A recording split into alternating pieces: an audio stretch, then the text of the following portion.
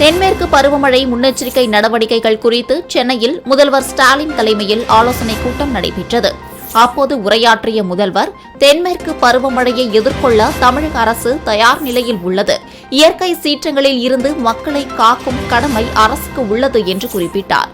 மாநில கட்டுப்பாட்டு மையம் 24 மணி நேரம் பயன்பாட்டில் இருப்பதை உறுதி செய்ய அறிவுறுத்தப்பட்டுள்ளது. தென்மேற்கு பருவமழையின் போது திடீர் வெள்ளம், நிலச்சரிவு ஏற்பட்டால் அதனை எதிர்கொள்ள ஆட்சியர்கள் தயாராக இருக்க வேண்டும் என்றும் முதல்வர் வலியுறுத்தியுள்ளார்.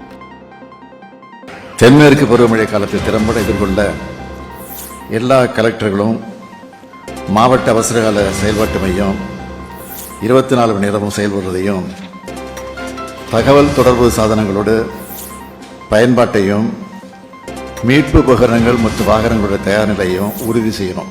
இயற்கை சீற்றங்களிலிருந்து மக்களை காக்க வேண்டிய பெரும் கடமை அரசுக்கும் அரசு அதிகாரியான உங்களுக்கும் தான் இருக்கு.